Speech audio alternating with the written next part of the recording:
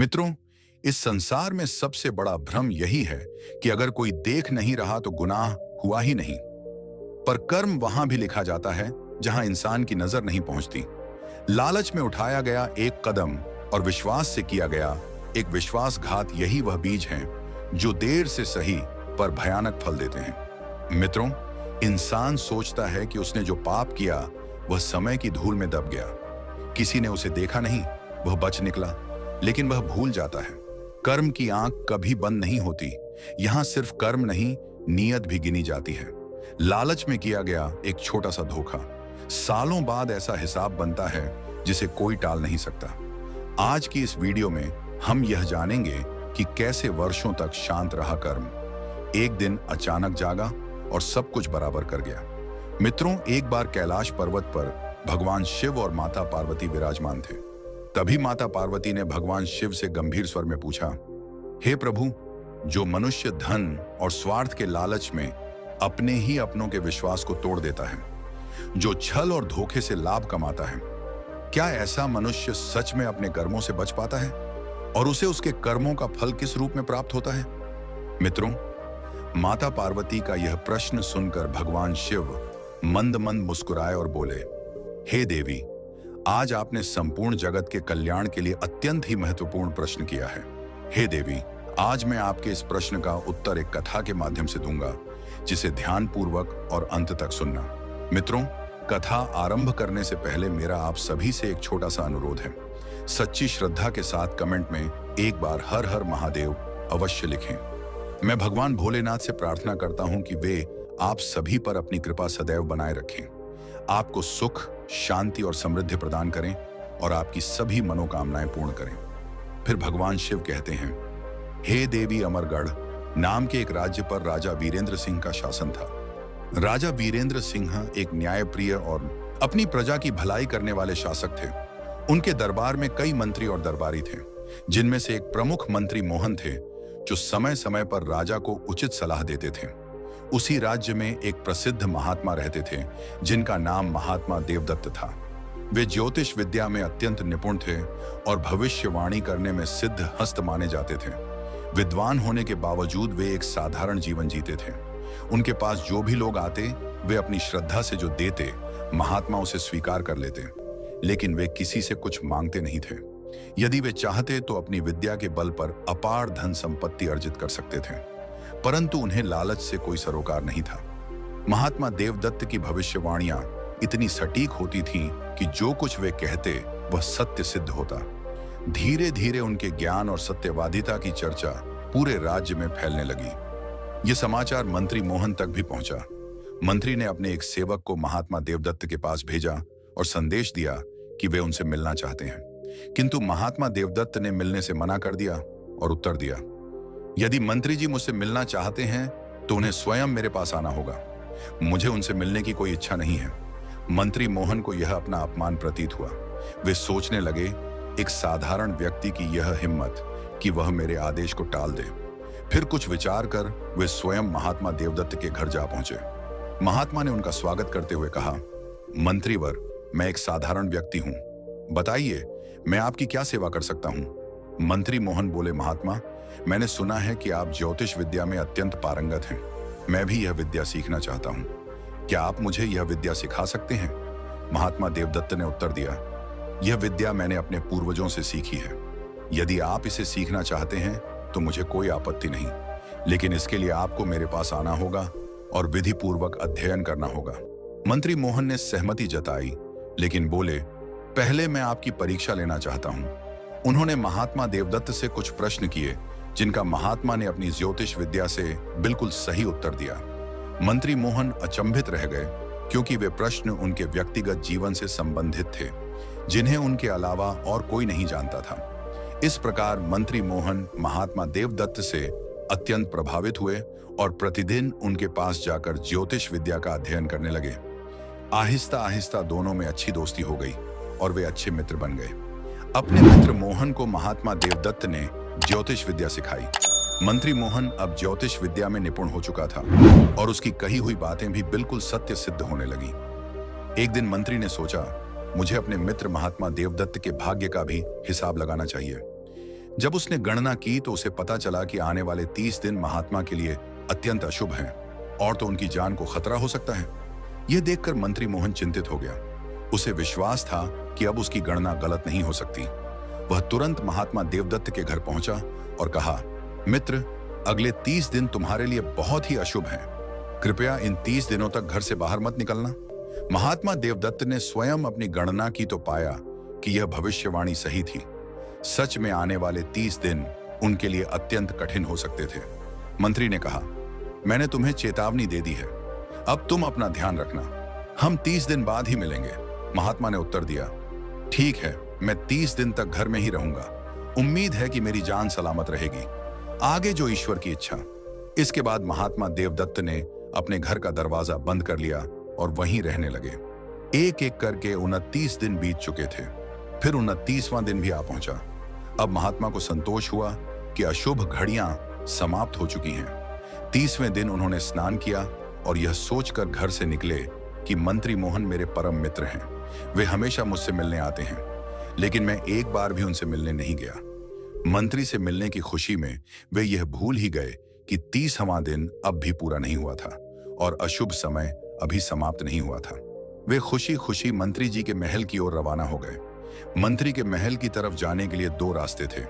एक तो मुख्य सड़क का रास्ता और दूसरा नदी के किनारे से होकर जाने वाला कच्चा रास्ता।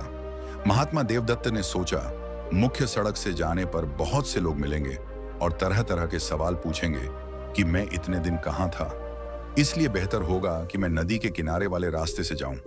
वे उस कच्चे रास्ते से चल पड़े। चलते चलते दोपहर हो गई और सूरज सिर पर चमकने लगा।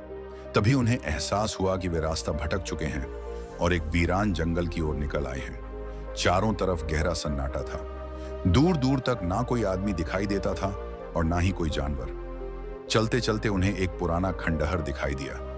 महात्मा देवदत्त को बहुत थकावट महसूस हो रही थी, सो उन्होंने सोचा कि इस खंडहर की इमारत में जाकर कुछ देर आराम कर लूं। यह सोचकर वे खंडहर के अंदर गए। अंदर पहुंचकर उन्होंने देखा कि एक जगह पर 7 बड़े बड़े संदूक रखे हुए थे और महात्मा देवदत्त को जिज्ञासा हुई कि इन संदूकों में क्या हो सकता है। उन्होंने तुरंत एक पत्थर लेकर संदूकों के ताले तोड़ दिए। देखा तो उन संदूकों के अंदर खजाना भरा पड़ा था।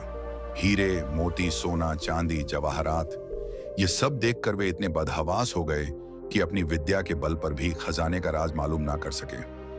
आखिर उन्होंने सोचा कि अपने मित्र मंत्री मोहन को इस खजाने के बारे में बताना ठीक रहेगा, क्योंकि इतनी सारी दौलत मेरे किस काम की है। वे जल्दी जल्दी दौड़ते हुए नगर की तरफ वापस गए और वहां से मंत्री के महल का रास्ता पकड़ लिया। मंत्री ने जब सुना कि महात्मा देवदत्त स्वयं आए हैं तो वह बहुत हैरान हुआ। उसके हिसाब से तो अभी महात्मा देवदत्त का 30वां दिन पूरा नहीं हुआ था और महात्मा देवदत्त की जान सूरज ढलने तक खतरे में थी। वह तुरंत महात्मा देवदत्त को महल के अंदर बुलाया और बोला, आपने क्यों तकलीफ की? वैसे भी अभी 30वां दिन पूरा नहीं हुआ है। महात्मा देवदत्त बोले, हाँ मित्र, मुझे मालूम है कि आज 30वां दिन है और बाकी के 29 दिनों की तरह यह भी खुशी से बीत जाएगा।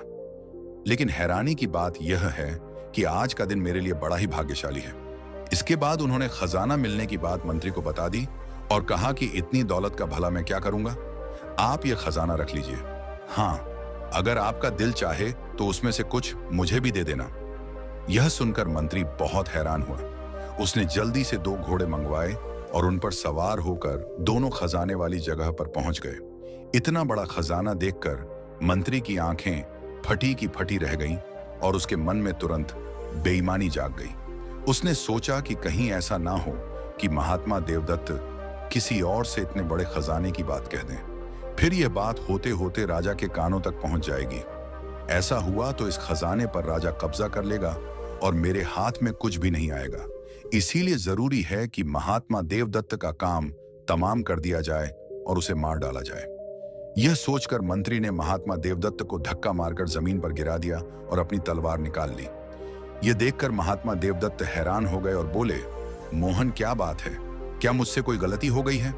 मोहन बोला, हाँ, गलती तो तुमसे हुई है और तुम्हारी गलती यह है कि इतने बड़े खजाने के बारे में तुमने मुझे बता दिया। अब मुझे डर है कि अगर तुमने यह बात किसी और से कह दी तो खजाना मेरे हाथ से जाता रहेगा।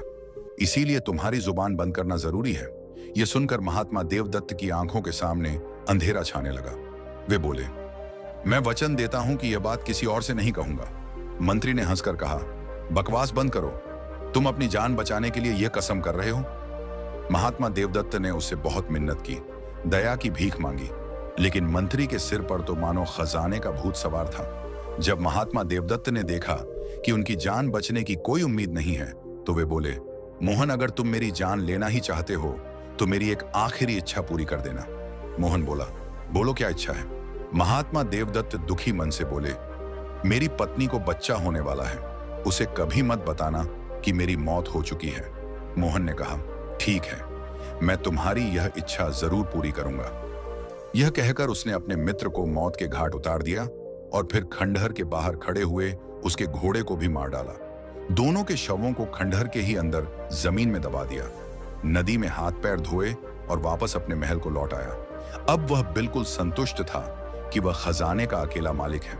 उसने अपने सबसे भरोसेमंद नौकरों को बुलाया और रातों रात उस खजाने को अपने महल में ले आया। राज्य के सबसे बेहतरीन कारीगरों को बुलाकर खंडहर को तुड़वाकर वहां एक शानदार महल बनाने का आदेश दे दिया गया। कुछ ही महीनों में नदी के किनारे एक भव्य महल बनकर तैयार हो गया। इसी दौरान मंत्री ने महात्मा देवदत्त की पत्नी को बुलाया और उससे कहा कि महात्मा देवदत्त को मैंने एक विशेष काम से दूसरे देश में भेज दिया है। कुछ दिनों बाद महात्मा देवदत्त के घर एक चांद से बच्चे का जन्म हुआ। बेटे का नाम वीरेंद्र रखा गया। बेटे के जन्म पर वीरेंद्र की मां अपने पति को याद करके बहुत ही रोई, क्योंकि बहुत समय हो गया था और उसकी कोई खोज खबर नहीं मिली थी। वह बदनसीब कई बार अपने पति के बारे में पता करने के लिए मंत्री के महल में गई, मगर पहरेदारों ने उसे धक्के देकर बाहर निकाल दिया। वह इसी को अपना भाग्य समझकर घर बैठ गई और मेहनत मजदूरी करके अपने बच्चे को पालने लगी। महात्मा देवदत्त का बेटा वीरेंद्र बहुत ही बुद्धिमान था। उसकी मां ने उसकी शिक्षा के लिए पास ही में रहने वाले एक पंडित जी के पास भेजा। समय गुजरता गया और वीरेंद्र बड़ा होने लगा। उसकी बुद्धि दूसरों के मुकाबले बहुत ही तेज थी। समय बीता और वीरेंद्र अब युवा हो चुका था। सब लोग कहते थे कि वह अपने पिता महात्मा देवदत्त से भी ज्यादा बुद्धिमान है। एक दिन वीरेंद्र को अपने घर पर एक पुरानी किताब मिली। उसने अपनी मां से उस किताब के बारे में पूछा तो मां ने कहा, बेटा, यह तुम्हारे नाना की लिखी हुई किताब है। वह भी एक बहुत बड़े ज्योतिष और भविष्यवक्ता थे। वीरेंद्र को वह किताब बड़ी ही दिलचस्प लगी। किताब के पहले पन्ने पर ही लिखा था कि जो भी इस किताब को पूरा पढ़कर समझ लेगा, वह भूत और भविष्य की सभी बातें जान सकेगा और साथ ही किसी के भी मन की बात जान पाएगा। वीरेंद्र उस किताब को बड़े ध्यान से पढ़ने लगा। थोड़ी देर बाद वह चिल्ला चिल्ला कर रोने लगा। साथ ही किताब भी पढ़ता जा रहा था। फिर अचानक ही हंसने लगा। उसकी मां हैरानी से यह सब देख रही थी और पूछने लगी, क्या हुआ बेटा, तुम कभी हंस रहे हो तो कभी रो रहे हो? वीरेंद्र बोला, मां, यह एक अजीबो गरीब किस्म की किताब है। इसे पढ़कर मुझे पता चल गया है कि मेरे पिता को एक जालिम आदमी ने मार डाला है। यही वजह है कि मैं रो पड़ा, और हाँ, इसीलिए हंस रहा हूं क्योंकि एक दिन मैं अपने पिता की मौत का बदला उससे जरूर लूंगा। सच बात जानकर वीरेंद्र की मां बहुत रोई, लेकिन वीरेंद्र ने उसे दिलासा दिया। वीरेंद्र बोला, मां, यह किताब मुझे बताती है कि एक दिन राजा वीरेंद्र सिंह मुझे अपना मंत्री बनाएंगे और मेरे पिता का कंकाल अभी भी वहीं दबा हुआ है, जहां मंत्री मोहन ने अपना नया महल बनवाया है। उसने वहीं पर मेरे पिता की हत्या की थी। अच्छा, अब मैं बाजार जाकर कुछ खाने पीने का राशन लेकर आता हूं। वीरेंद्र की मां ने कहा, लेकिन बेटा, राशन के लिए हमारे पास पैसे तो नहीं है। वीरेंद्र बोला, मां, आप चिंता मत कीजिए।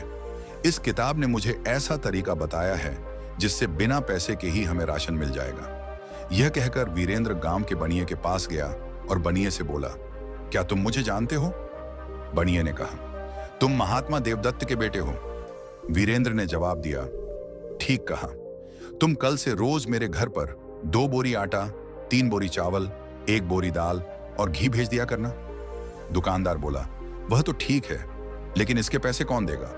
वीरेंद्र ने घूर कर बनिए को देखा और कहा, तुम भूल गए कि कुछ दिन पहले ही मैं एक किसान को तुम्हारे पास 50 मन अनाज बेचने के लिए लाया था और तुमने धोखे से उसका सारा अनाज हड़प लिया था। और यही बात अगर मैं अपने न्यायप्रिय राजा को बता दूं तो वे तुम्हें काल कोठरी में डाल देंगे। वीरेंद्र के मुंह से यह बात सुनकर बनिया थरथर कांपने लगा।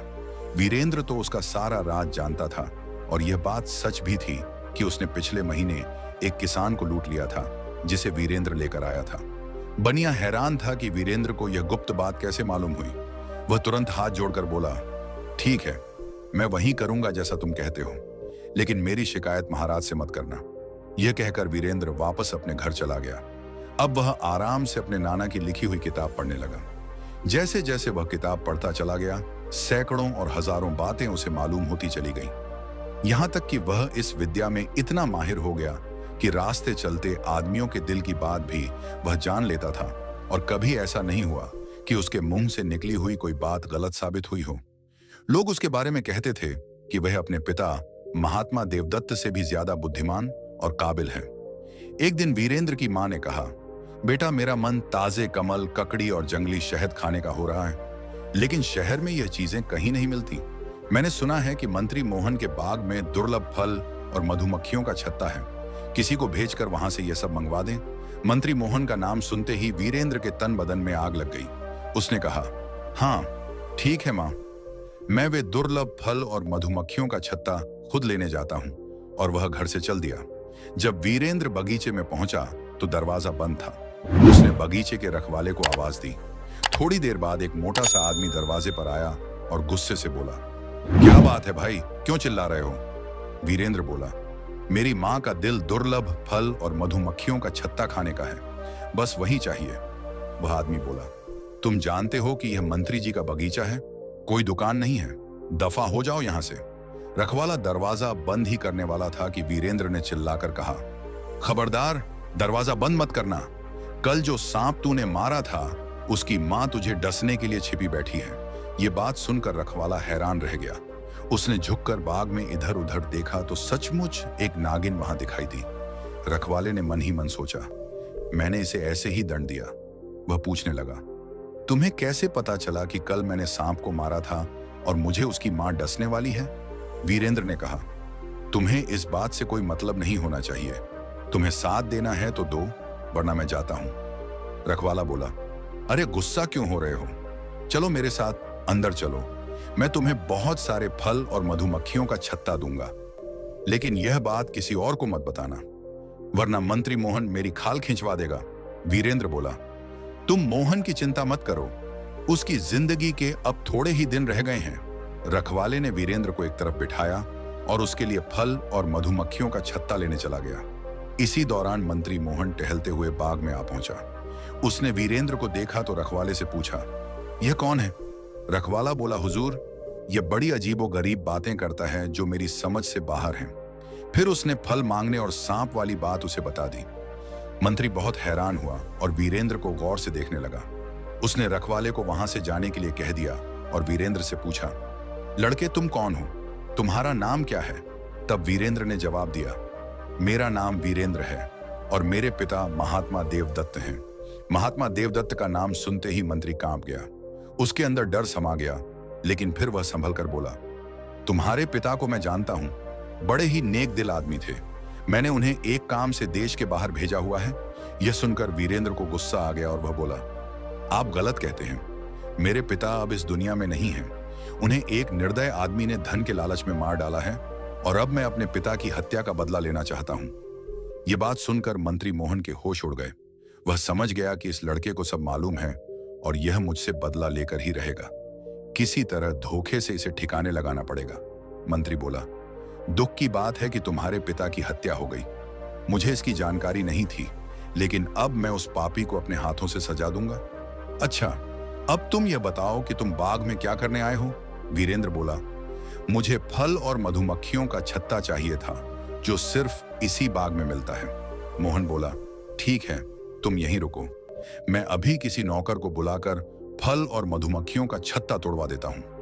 यह कहकर मंत्री एक तरफ चला गया और अपने एक खास नौकर को अकेले में बुलाकर कहने लगा, एक लड़का उधर बाग में बैठा हुआ है, तुम उसे बहला फुसलाकर धोखे से किसी भी तरह तहखाने में ले जाओ और वहां बंद कर दो, ताकि वह वहीं भूखा प्यासा तड़प कर मर जाए। अगर तुम यह काम कर दोगे तो मैं तुम्हारे मन की हर इच्छा पूरी करूंगा और साथ ही तुम्हें बहुत सारा धन भी दूंगा। यह बात सुनकर नौकर तुरंत बगीचे की ओर गया। उसने पीछे से जाकर वीरेंद्र को जकड़ लिया और उसे उठाकर तहखाने की तरफ बढ़ने लगा। वीरेंद्र ने चिल्लाकर कहा, अरे नौकर, तुम ये क्या कर रहे हो? मोहन तुम्हारे मन की इच्छा कभी पूरी नहीं करेगा। वो झूठा आदमी है। अगर तुमने मुझे मारा तो मोहन तुम्हें भी जिंदा नहीं छोड़ेगा। नौकर हैरान हुआ और उसे नीचे रखकर धीरे से बोला, तुम्हें क्या पता कि मेरे मन में क्या इच्छा है? वीरेंद्र बोला, मैं सब कुछ जानता हूं। तुम मंत्री की बेटी से शादी करना चाहते हो और मन ही मन में मंत्री की बेटी भी तुम्हें प्यार करती है। नौकर वीरेंद्र के कदमों में गिर पड़ा और बोला, हाँ, मेरी यही इच्छा है। वीरेंद्र बोला, मैं तेरी शादी मंत्री की बेटी से करवा सकता हूं और वह समय जल्द ही आने वाला है जब मंत्री को मेरी जरूरत पड़ेगी, मगर तुम उस वक्त तक उसे मेरा पता मत बताना जब तक कि वह तुम्हें 3 तमाचे ना मार दे। नौकर बोला, लेकिन मंत्री ने मुझे तुम्हें तहखाने में बंद करने का हुक्म दिया है। वीरेंद्र ने कहा, हाँ, तुम उसे कह देना कि तुमने मुझे तहखाने में बंद कर दिया है। यह कहकर नौकर ने उसे छोड़ दिया।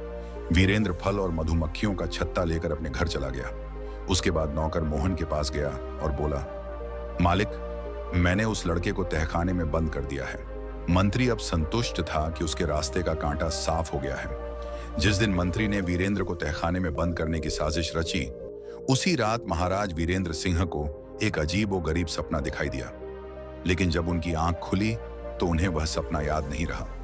वह बाकी सारे काम भूलकर इसी उधेड़बुन में लग गए कि रात को उन्होंने क्या सपना देखा था। सुबह वह दरबार में आए और अपने सभी मंत्रियों से यह बात कही कि वह जानना चाहते हैं कि रात को उन्होंने क्या सपना देखा था और उसके सपने का मतलब क्या था। सारे मंत्री परेशान हो गए कि आखिर राजा के सपने के बारे में कैसे पता किया जाए। राजा ने अपने सबसे बुद्धिमान मंत्री यानी मोहन से कहा, तुम हमारे सबसे योग्य मंत्री हो, तुम ही बताओ कि रात को हमने क्या सपना देखा।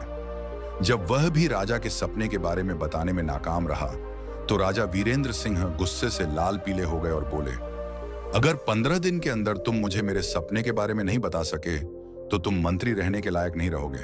और फिर तुम तो ज्योतिष विद्या भी जानते हो, अगर मेरे सपने के बारे में न बता सके तो तुम्हारी खैर नहीं है। राजा का गुस्सा देखकर मंत्री घबरा गया। दरबार खत्म होने के बाद वह अपने महल में गया। दिन बीतते गए लेकिन मंत्री को समस्या का कोई हल नहीं मिला। तभी अचानक उसे महात्मा देवदत्त के बेटे का ख्याल आया। मन में वह सोचने लगा कि मैंने क्यों उसे मरवा दिया। अगर वह आज जिंदा होता तो जरूर सपने के बारे में मुझे बता देता। फिर मंत्री को ख्याल आया कि हो सकता है वह जिंदा हो और नौकर ने उसे छोड़ दिया हो। उसने तुरंत उस नौकर को बुलाया और कहा, बहुत दिन पहले मैंने तुम्हें एक लड़के को तहखाने में डालने को कहा था। मुझे यकीन है कि वह तुम्हारे हाथों से बच निकला होगा। नौकर ने कहा, नहीं हुजूर, मैंने तो उसे तहखाने में बंद कर दिया था। अब तक तो उसकी हड्डियां भी गल गई होंगी। मंत्री आग बबूला हो गया और नौकर को एक के बाद एक 3 तमाचे मारने लगा और बोला, तू झूठ बोलता है, सच बता। नौकर बोला, मालिक, सच बात तो यह है कि वह लड़का जिंदा है। मंत्री ये बात सुनकर खुश हो गया और बोला, यह बात तूने पहले मुझे क्यों नहीं बताई? नौकर बोला, हुजूर, ये बात मुझे उसी लड़के ने कही थी कि जब आप मुझे 3 तमाचे मारेंगे तभी मैं आपको सच बताऊंगा। मंत्री ने कहा, ठीक है, अब तुम जाओ और वीरेंद्र को लेकर आओ। नौकर तुरंत वीरेंद्र के घर गया और उसे लेकर मंत्री के पास आ गया। मंत्री ने वीरेंद्र से माफी मांगी और कहने लगा कि राजा वीरेंद्र सिंह ने एक सपना देखा है और वह भूल चुके हैं कि वह सपना क्या था। तुम अपनी विद्या के बल पर उनका सपना बताओ और उस सपने का अर्थ भी समझाओ, तभी सब दरबारियों की जान में जान आएगी। वीरेंद्र ने कहा, ठीक है, अगर बात यह है तो कल आप दरबार में राजा से कहिए कि आपका एक शिष्य राजा के सपने के बारे में बता सकता है और फिर दरबार में मुझे बुला लीजिएगा। मैं वहीं पर राजा के सपने का रहस्य बता दूंगा। इस समय मुझे जाने दीजिए। मंत्री बेचारा क्या करता, वह इस बात पर राजी हो गया। अगले दिन राज दरबार में मंत्री ने राजा से कहा कि मेरा एक शिष्य है जो आपके सपने का रहस्य बता सकता है। राजा ने तुरंत एक सिपाही को वीरेंद्र को बुलाने के लिए भेज दिया। थोड़ी देर बाद सिपाही खाली हाथ लौट कर आया और बोला, हुजूर, वीरेंद्र राज दरबार में आने को तैयार है, परंतु उसे कोई सवारी पसंद नहीं आ रही। उसने एक अजीब शर्त रखी है। वह कहता है कि वह सिर्फ मंत्री मोहन की पीठ पर सवार होकर ही महल में आएगा। दरबार में यह बात सुनकर सब जोर जोर से हंसने लगे और राजा भी मुस्कुरा दिया। फिर राजा ने कहा, मंत्री जी, लगता है आपने अपने शिष्य को बहुत तकलीफ दी है, इसीलिए वह आपको बेइज्जत करना चाहता है। खैर, कारण जो भी हो, हमें अपने सपने के बारे में जानना है। आप वही करिए जैसा आपके शिष्य ने कहा है। जाइए और उसे अपनी पीठ पर बिठाकर ले आइए। मंत्री ने चाहते हुए भी शर्मिंदगी के साथ वीरेंद्र के घर पहुंचा और वीरेंद्र उछलकर उसकी पीठ पर बैठ गया और चाबुक मारता हुआ रास्ते भर यह कहता, आया देखो ये लोगों, आज मैं अपने पिता के हत्यारे के साथ क्या सलूक कर रहा हूं। महल पहुंचकर वह मंत्री की पीठ से उतरा। राजा ने पूछा, युवक, पहले यह बताओ कि मंत्री ने तुम्हारे साथ ऐसा क्या किया है कि तुमने उसे यह सजा दी? वीरेंद्र बोला, महाराज, इसने मेरे बेकसूर पिता की हत्या की है। मंत्री चिल्लाया, हुजूर, यह झूठ बोल रहा है। मैंने इसके पिता को एक काम से देश के बाहर भेजा हुआ है। वीरेंद्र ने कहा, नहीं महाराज, मेरे पिता और उसके घोड़े की हड्डियों का कंकाल आज भी नदी के पास इसके महल के नीचे मौजूद है। राजा बहुत हैरान हुआ और बोला, ठीक है, मैं इस बात की जांच करवाऊंगा। पहले तुम यह बताओ कि मैंने क्या सपना देखा था और उस सपने का मतलब क्या है? वीरेंद्र ने कहा, महाराज, आपने सपना देखा कि आसमान से एक उड़ता हुआ पक्षी आया। उसकी चोंच में अंगूर का एक गुच्छा था। उस गुच्छे में 7 दाने थे। पक्षी ने वह गुच्छा आपके हाथ पर रखा और उड़ गया। लेकिन जब आप अंगूर खाने लगे तो एक कौवा आया और उस गुच्छे को आपके हाथ से लेकर उड़ गया। राजा ने कहा, सच, बिल्कुल सच, मैंने बिल्कुल यही सपना देखा था। अब तुम यह बताओ कि इस सपने का मतलब क्या है? वीरेंद्र ने कहा, महाराज, आपके सपने की सच्चाई आपके सामने ही मौजूद है। मेरे पिता महात्मा देवदत्त को जंगल में 7 संदूक मिले थे जिनके अंदर खजाना भरा हुआ था। मेरे पिता ने इस बात की जानकारी मंत्री जी को दी तो मंत्री जी ने लालच में आकर मेरे पिता की हत्या करवा दी ताकि वह खजाने की बात किसी और को ना बता सकें। और जो खजाना राजकोष में जाना चाहिए था वह इस मंत्री के कब्जे में चला गया। मेरे पिता और उनके घोड़े को मारकर मंत्री जी ने वहीं जमीन में गाड़ दिया था। यही आपके सपने की असलियत है। यह सुनते ही राजा ने मंत्री को तुरंत गिरफ्तार करवा दिया। उसके महल की तलाशी ली गई जहां 7 खजानों से भरे हुए संदूक मिले। उसके महल के बाग की खुदाई करवाई गई जहां महात्मा देवदत्त और उनके घोड़े की हड्डियों के कंकाल पाए गए। मंत्री जी के सारे अपराध उजागर हो चुके थे। वह राजा से माफी मांगने लगा, लेकिन न्यायप्रिय राजा ने उसे मृत्युदंड की सजा सुना दी। इसके बाद वीरेंद्र ने अपने पिता की अस्थियों का पूरे विधि विधान से अंतिम संस्कार किया। फिर राजा ने वीरेंद्र से कहा, बेटे, तुम बहुत ही बुद्धिमान और योग्य युवक हो। मैं चाहता हूं कि तुम मेरे मंत्री बनो। वीरेंद्र ने यह प्रस्ताव स्वीकार किया और कहा, महाराज, मेरी एक प्रार्थना है। राजा ने कहा, कहो, क्या कहना चाहते हो? वीरेंद्र ने कहा, महाराज, मंत्री जी की बेटी की शादी मेरे एक आदमी से कर दी जाए। उनकी बेटी भी उस आदमी को चाहती है। राजा ने मंत्री की पत्नी को बुलाया और उसकी बेटी की शादी की बात कही। वह इस बात पर तैयार हो गई। फिर मंत्री की बेटी की शादी उस नौकर के साथ कर दी गई जिसने वीरेंद्र को तहखाने में डालने की बजाय छोड़ दिया था। वीरेंद्र ने अब अपने पिता की हत्या का बदला ले लिया था और वह महाराज वीरेंद्र सिंह का मंत्री बनकर अपनी मां के साथ एक शानदार महल में रहने लगा और एक अच्छा जीवन बिताने लगा। वीरेंद्र ने अपनी बुद्धिमानी और साहस से अपने पिता की हत्या का रहस्य उजागर किया और अन्याय करने वाले मंत्री को उसकी सजा दिलवाई। राजा वीरेंद्र सिंह की न्यायप्रियता ने साबित कर दिया कि अपराधी कितना भी शक्तिशाली क्यों ना हो, सच्चाई एक ना एक दिन सामने आ ही जाती है। वीरेंद्र को उसकी योग्यता का उचित सम्मान मिला और वह राजा का मंत्री बना। इस कहानी में भी यही दर्शाया गया कि मंत्री ने छल कपट से वीरेंद्र के पिता की हत्या कर दी और सालों तक अपने अपराध को छिपाए रखा, लेकिन अंततः उसका सच सामने आ ही गया। उसके किए गए पापों का फल उसे मृत्यु के रूप में मिला। यह हमें सिखाता है कि धोखा, छल और अन्याय ज्यादा समय तक नहीं टिकते। सत्य और न्याय की जीत हमेशा होती है। इसलिए हमें हमेशा सही राह पर चलना चाहिए और अच्छे कर्म करने चाहिए, क्योंकि अच्छे कर्मों का फल भी उतना ही शुभ होता है। इस कहानी से यह शिक्षा मिलती है कि सच्चाई और न्याय की राह पर चलने वालों की जीत हमेशा होती है। इसके अलावा दयालुता और अच्छाई का प्रतिफल अवश्य मिलता है, जैसा कि बेटी और उस नौकर के मामले में हुआ। वीरेंद्र ने न केवल अपने पिता के हत्यारे को दंड दिलवाया, बल्कि अपने जीवन को भी एक नई दिशा दी, जिससे वह अपने परिवार के साथ सुखी जीवन बिता सका। फिर भगवान शिव कहते हैं, हे देवी, इस संसार में कर्मों से कोई नहीं बच सकता है। जो जैसा कर्म करता है उसे वैसा ही फल मिलता है। मित्रों, आज की यह वीडियो आपको अच्छी लगी हो तो हमारे चैनल को सब्सक्राइब अवश्य करें। मिलते हैं अगली वीडियो में। आप अपना ख्याल रखें।